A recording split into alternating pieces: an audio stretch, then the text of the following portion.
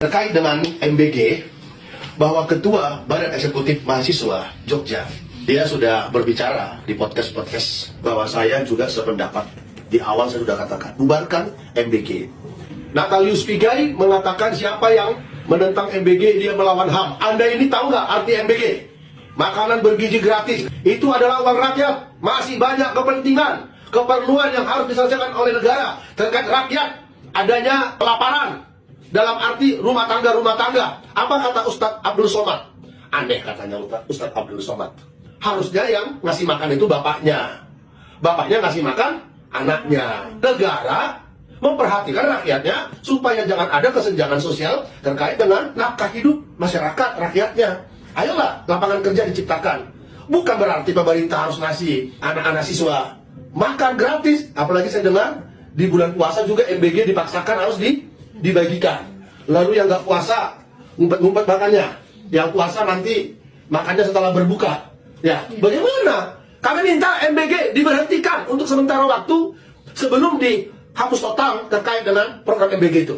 Karena bulan puasa, BPK jangan buka warung, hargailah yang berpuasa. Karena sudah ada perda. Nah ini sekarang berpuasa karena MBG untuk anak-anak SD, ada loh anak SD itu Putri Talita, waktu dia SD kelas 5, dia kelas 3 puasa. Bisa dia puasa. Jam 5 udah siap-siap itu semua itu. Jam 4 bahkan itu. Puasa dia, padahal masih SD kelas 3, kelas 4 puasa. Masa bulan puasa MBG juga dipaksakan. Untuk apa? Diduga supaya jalan tetap bisnis. MBG itu ternyata dari anggaran kesehatan, dari anggaran pendidikan.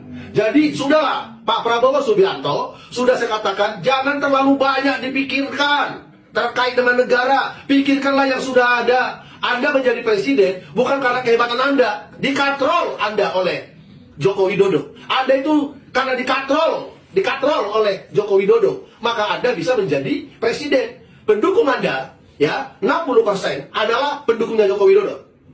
Sehingga apa yang dibuat oleh Joko Widodo, lanjutkan. Tidak usah terlalu jauh melampaui batas-batas negara yang sudah mantap, dibuat terus berpikir. Coba, dulu apa dibilang dia? Pidato di PBB terkait Palestina. Sekarang dia duduk dekat sama Donald Trump.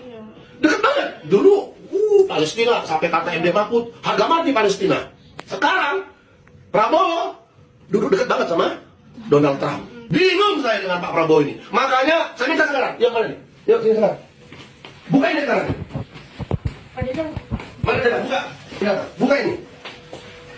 Ayo sekarang, buka. Nah, sini semua. Saya di awal pendukungnya Prabowo Subianto. Tapi belakangan ini Prabowo Subianto tidak seperti yang kita harapkan. Selain saya ketua umum Persatuan Bedah Nasional, karena saya tahu Persatuan Bedah Nasional adalah organisasi yang spesial penegakan hukum tidak berpolitik. Lalu saya bersama dengan Pak Daka, dengan Pak Lase, Ibu Sonia, Kori Abiska pelaksana harian, mati-matian mendirikan relawan Prabowo Merah Putih. Tapi karena saya lihat Presiden Prabowo sudah semakin nggak karu-karuan kemana-mana. Awalnya dia pidato di PBB, Palestina, harga mati, ya kata si MD Mahfud, karena pidatonya Prabowo terkait Palestina. Belakangan Prabowo duduk dekat-dekat dengan Donald Trump. Bingung saya jadinya. Oleh karena itu saya minta semua yang terkait dengan Prabowo, yang terkait dengan relawan Prabowo Merah Putih, bukan secara presiden ya, buka. Tidak boleh dari kantor ini. Buka. Buka, tepuk tangan. Buka semua. Memang pada waktu itu tidak ada yang jago selain dia. Tandingan dia Ganjar dengan Mahfud, nggak tandingan dia. Baru Anies dengan Caimin, nggak tandingan dia. Kenapa? Karena memang mereka itu, kenapa sih Indonesia ini selalu mencalonkan orang-orang ulama? Ya, saya kemarin makan di resto yang mahal, hanya 5 orang, 1.038.000. Hanya makan kepala kakap. Sementara kepala kakapnya lama banget, ya sebentar Pak, lagi panasi. Begitu dimakan, asam-asam begitu. Ya, jangan lagi dipakai, ditampilkan pemimpin-pemimpin yang dipanas-panasin. Ngapain? Jadi, Peristiwa Kebenaran Nasional, dalam hal ini saya mengatakan, tidak lagi ada di kantor ini, karena tadi satu atap dengan relawan Prabowo Merah Putih. Tidak ada lagi.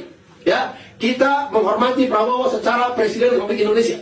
Tapi secara kerelawanan Prabowo Merah Putih, nol, nggak ada.